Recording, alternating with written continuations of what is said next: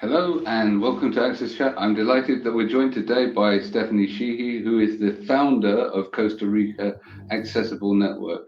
It's always good to welcome people from different parts of the world, so we're delighted to have you with us today, Stephanie. Can you tell us a little bit about yourself and, of course, about Costa Rica Accessible Network? Thank you very much for having me here. Yes, of course. My name is Stephanie Sheehy. I'm the founder of the NGO, Costa Rica Tourism Accessible Network. And I'm also the founder of the first travel agency in Costa Rica that specializes in accessible travel since 2012. I also created amazing projects here in Costa Rica in regards to accessibility, inclusion, education, and tons of different ideas and projects that have been developed since 2012 because of our, our heart and our feeling. And we know that's the right thing to do.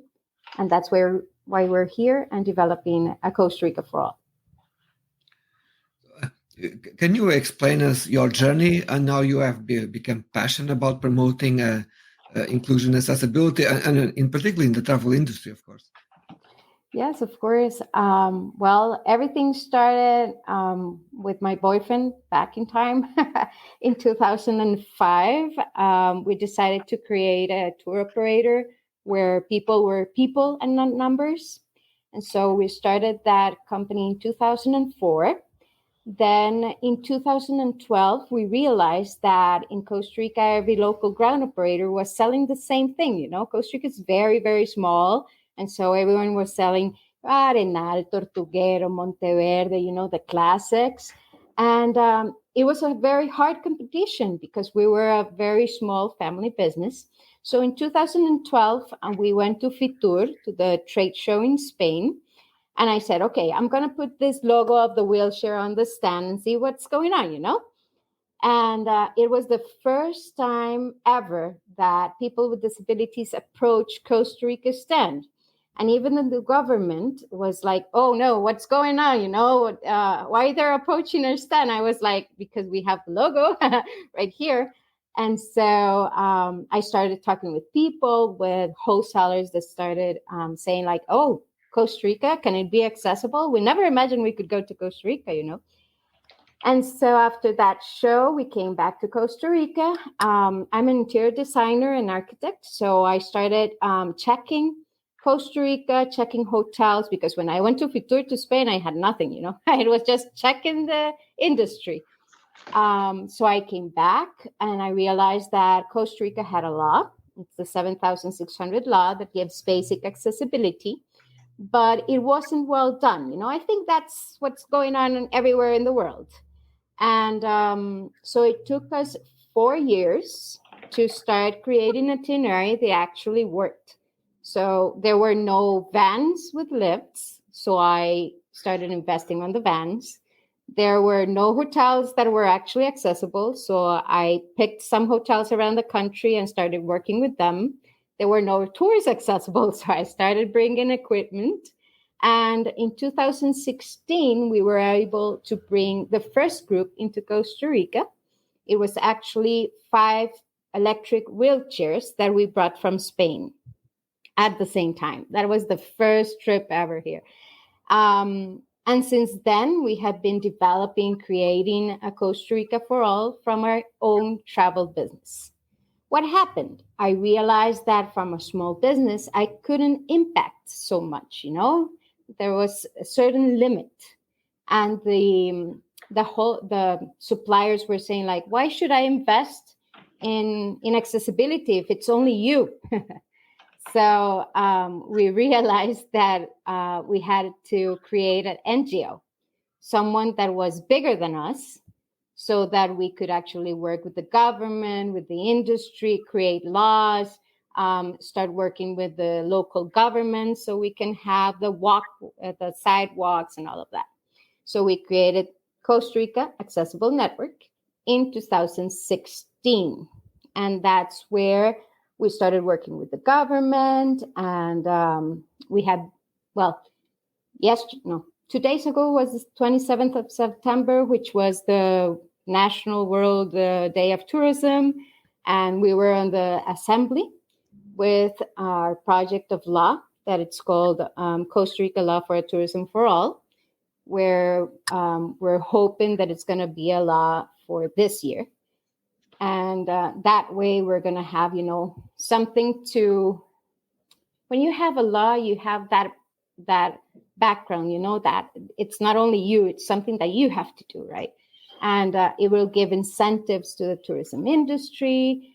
So that's where we are. We have been doing different things around the industry so that it actually, we think that Costa Rica can be that leader in creating a destination for all, because we have been leaders in ecotourism, in conservation, in sustainability. We're just missing the social part. So that's what we have been working on. Stephanie, first of all, thank you for all these efforts. I have been to Costa Rica a couple of times because my business partner, David Perez, lives in Costa Rica.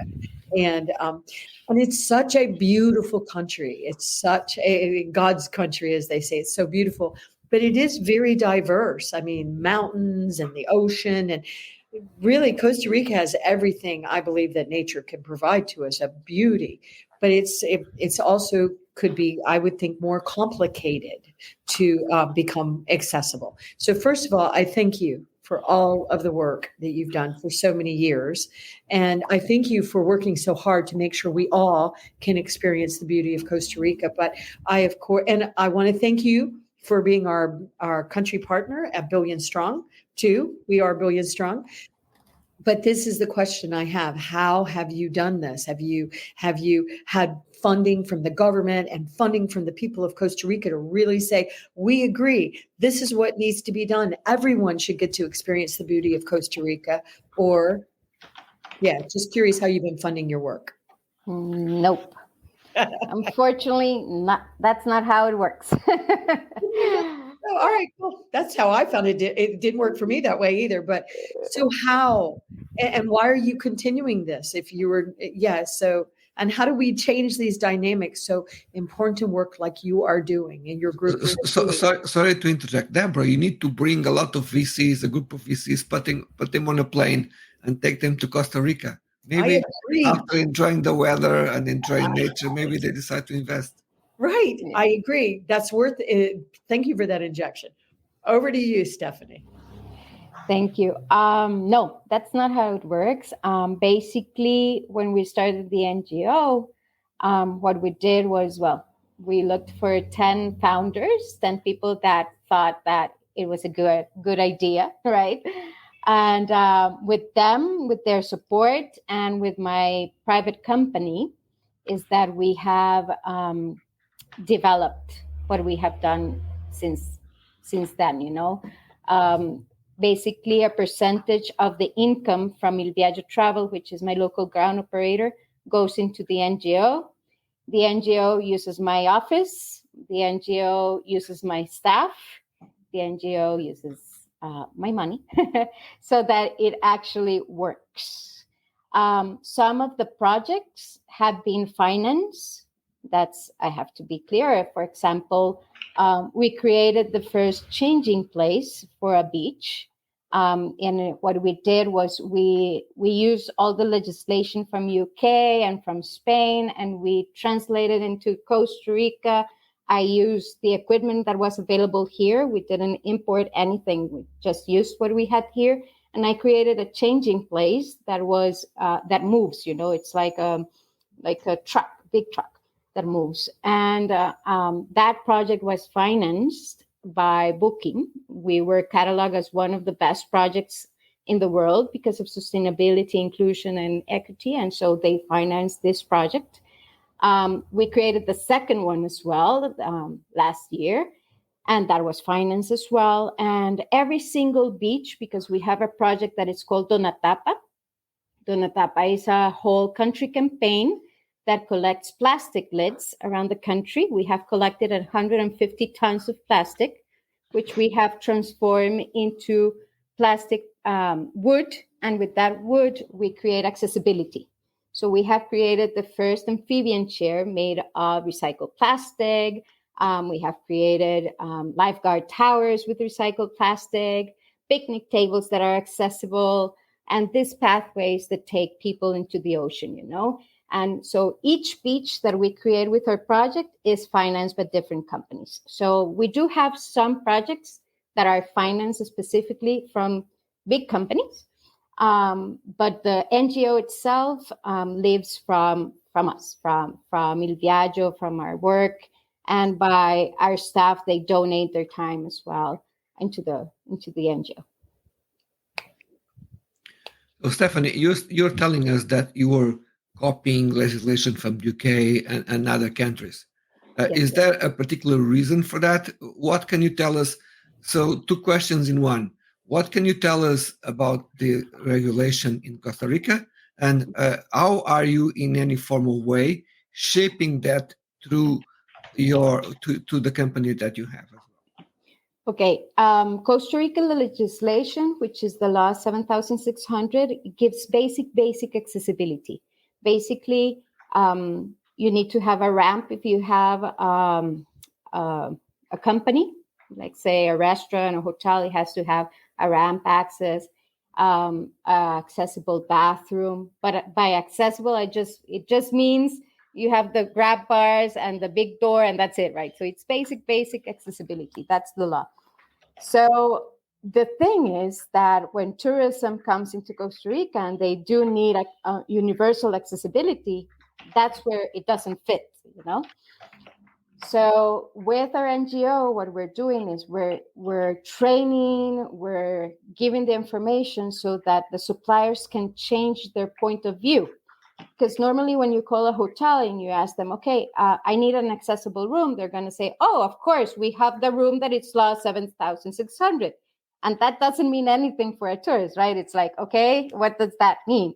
So we're training them, we're giving them the information so that they can give the information accurately. They can, and also change their mind and change their infrastructure so that it becomes universal accessibility. So when we talk about the changing places, I was not going to just create something that I thought was useful. We went to UK. We met the people from Changing Places in UK. We made an alliance with them. Then we met the people from Spain, from Cambiadores Inclusivos, and we made an alliance with them. They came into Costa Rica. They certified our changing place. And so that's how we created a local changing place, right? It doesn't look the same here that in UK or in Spain, but it works the same, right? So that's how it has been done. Stephanie, one thing I would like you to do is I know the term changing places, but I also know it's sort of a broad term too, referring to a lot of different things. So one thing I would like you to do, just any of the audience like me that don't know as much as I should about it, is explain a little bit about what you mean when you're using the term changing places. But also, I would like you to talk about why we do need to come together at a grassroots effort, because here you and your team are just working so hard to make sure that Costa Rica is fully included. The reality is, where are all these Stephanies in the other countries, right? So I wonder if you believe that there is an advantage. I think that you've already told us that you have, because you went to the UK and Spain to see how they were doing it successfully and bring that back to Costa Rica. But why is it so important that we do all come together in a grassroots way to support the work that is being happening like in countries like Costa Rica? So there's 2 questions in one. Just a little bit more about changing places, but also, do you think it's really important for us to come together at a grassroots effort to make sure everybody's fully included? Okay. Changing places, it's completely different in the UK and in Spain, because a changing place in UK and Spain can only be used by people that need assistance to change, right? In Costa Rica, what we created is a bathroom that is 100% accessible. What does that mean? It means it has a 1 meter big door.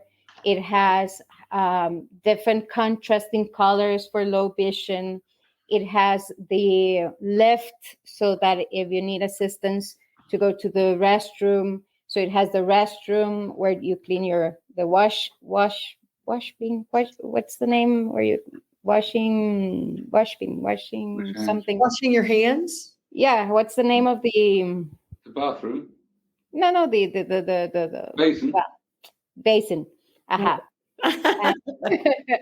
The basin. Then you have the bars that are all well done, and there's an electric bed so that if you need assistance to change, you have the big electric bed, not only for changing diapers of babies, because one of the things is that when you go to a bathroom, there's always this changing diaper thing just for babies. But what happens with the big people that use diapers, if you're an adult, where do you change?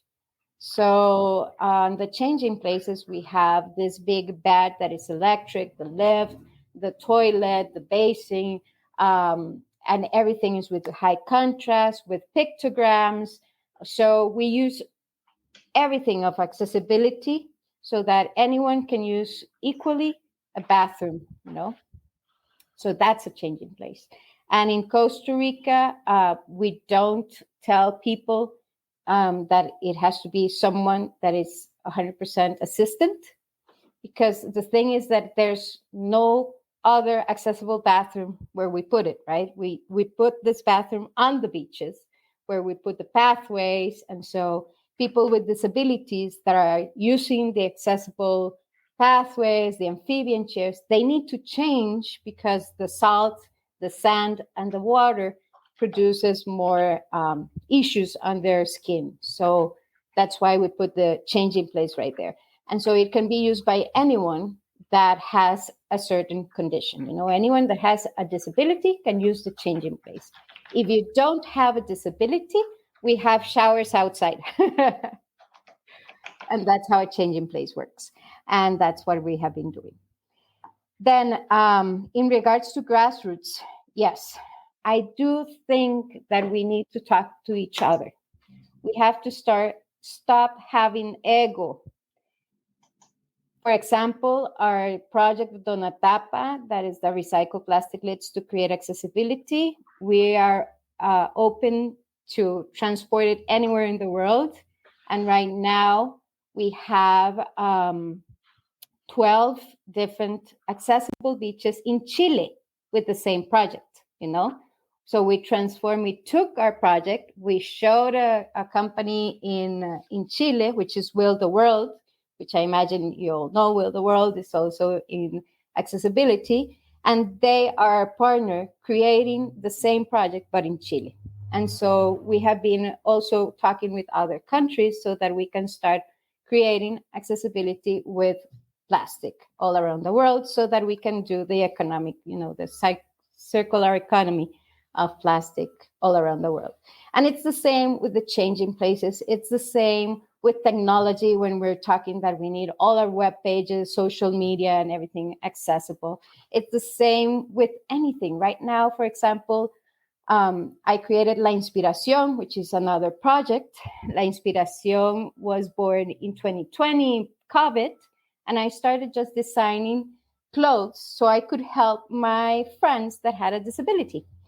And right now we have a whole line of adapted clothing here in Costa Rica, and it's part of the NGO. So for example, every 5 shirts that we sell, we donate 1 adapted uniform so people with disabilities can go to study comfortably.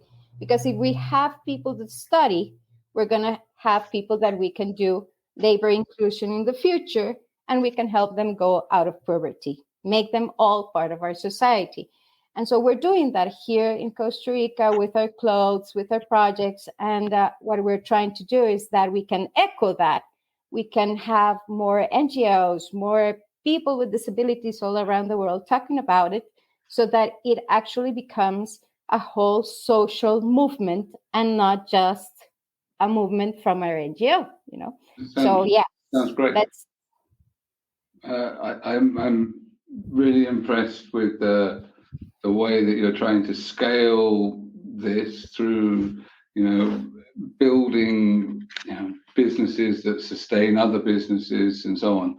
I think the last time I saw something that was doing something similar was Solar Ear, where they were getting deaf people to make the hearing aids that they would then sell on. They were solar powered, so they didn't need the batteries. And the whole thing was creating sustainable business models. And then on top of that, you're actually doing the extra bit, the sustainability, looking at recycling and resource reusage and all of this stuff. So I'm super excited because I talk about accessibility in terms of ESG, because I work for a very large organization. So we do, ESG reporting and so on. And you're linking up, the E and the S. And as the NGO, I guess you're also providing the G of governance. So I think you've hit all three of the points. Be really interested to share this with some of the people within my organization that are fascinated about ESG, because I think they'll love what you're doing. I agree with you totally about the need to collaborate. Actually,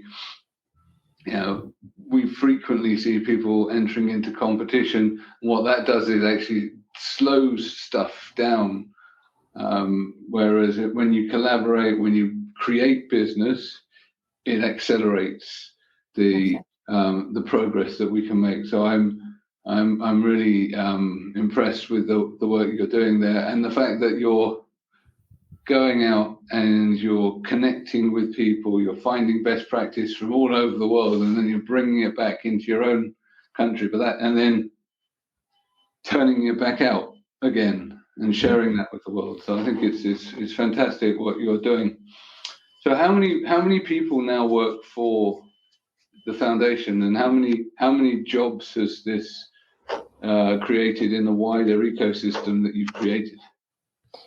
Well, remember that we're NGO, so we don't have, how do you call it? We call it planillas. So working staff with a salary. Yeah, so it doesn't mean, so I didn't necessarily mean salaried staff within the NGO, but what is the volunteers, exactly. Not just the volunteers, but the impact of that in the wider economy, because it must have created jobs in the wider economy as well. Yeah, it depends on the project, but let's say, if we're talking about, because we do various projects, with Dona Tapa, we have right now 280 companies that open their doors so that people from all over the country can donate their plastic. We have around 3,500 people that have signed the agreement letter that they are collecting the plastic. But from those 3,500, we just open our doors on Thursdays, and they come, a lot of different companies that have not signed the letter, they're just doing the campaign all around the country, and they just appear and say, hey, we did the campaign for 6 months, here's the plastic, And so it has been incredible, the impact all around the country. With Dona Tapa right now, we decided only to open an office on Thursdays, because if we open the company to receive the plastic every single day, it would be impossible. Only on Thursdays, we get 2 tons of plastics, only on Thursdays. And so that's a whole replica all around the country that the people have been conscious now. They know how to separate plastic. They know that there's an impact on that. And so they're doing it, all around the country. Then in regards to La Inspiración, which is the clothing, we have around 30 models, 30 different conditions that are working with us. And we have been on Costa Rica Fashion Week. We have been with Samantha in London Represents as well. And so it has been replicating, from here out. We have a program of education. We did an alliance with a university here in Costa Rica, and we did the first program of education to specialize in accessible travel. It's a 5-month program with 104 hours, and it has been going for the past 2 years. We have trained more than 5,000 people already in the industry. We have an alliance with a technological startup that is from Chile, and we're creating a whole Costa Rica app where we're going to create the first technological directory of accessibility for the country. So yes, we do have a lot of hands, a lot of people working around the country with education, information, technology, laws, and the projects themselves. So, Stephanie, sometimes when we talk about accessible traveling and when we look at what is happening online, usually accessible traveling gets viral online for the wrong reasons. No, there's someone in a wheelchair in the escalator because there was no elevator. There's a wheelchair that was damaged. So how do you see the future of accessibility inclusion in the travel industry? Okay, we have been trying to do the opposite in Costa Rica, show what is really working. That was why in 2021, Lonely Planet cataloged us as the best in travel in accessibility for 2021. That is why as well, we're the only project in whole America on the guide of best practices of the WNTO, the OMT in Costa Rica. It's the World Travel Organization. We've brought people from all different conditions to actually enjoy and talk about how it does work, how it has to be not only equipment, but also service. I think that's why it works in Costa Rica, because we're the pura vidas, pura vida, the pure life. We're very happy people. We're always very, we do a lot of service. We're always trying to help. So we've been trying to show that it has two impacts. One is that there's a lot of people that actually think that they can come alone to Costa Rica and that Costa Rica is accessible. And that is not true, right? Because, of course, we make it accessible. If you come, I think accessibility is the same niche as any specialization. If you want to go and see birds, you have to go with a bird specialist. If you want to go and do adventure, you have to go to an adventure specialist, right? Accessibility is the same. If you actually want to go with the 100% accessible service, you need to go with the specialist, right? In regards to the other factor that goes in media, that everyone shows what's not working, I don't think it's the good way, because we have done that for so many years. We have shown that the airlines are not doing the correct thing for years, and that hasn't changed. So I do think that we as a community of people with disabilities and influencers and people that want to go beyond and try to make the change, we have to change our way of doing things. Instead of saying the bad things, we have to give answers. We have to give solutions.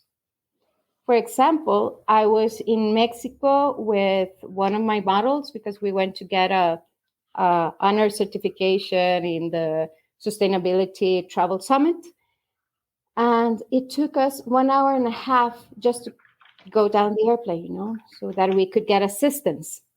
And that made us lose our connection.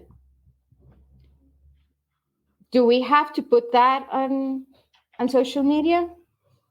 Do we have to show people that happens? Everyone knows that happens, and there's no solution. So what we did is I talked with the government. I talked with Costa Rica Minister of Tourism, which has an alliance with the airlines. And we need to talk and see what we're going to do, right? Start making solutions instead of just saying this is not working. I think that's tremendously important. We need to. It's fine to understand and point out that there are problems, but if all you do is say how bad people are, they're going to quickly tire of listening to you. So exactly. You've really got to come with solutions, and clearly you're a solution-minded person because you've created multiple. I'm really impressed. So thank you so much for sharing with us all of the work you're doing. I also need to thank My Clear Text for keeping us captioned, and Amazon for helping keep us on air. Really look forward to continuing the conversation on social media. Thank you very much, Stephanie. Thank you.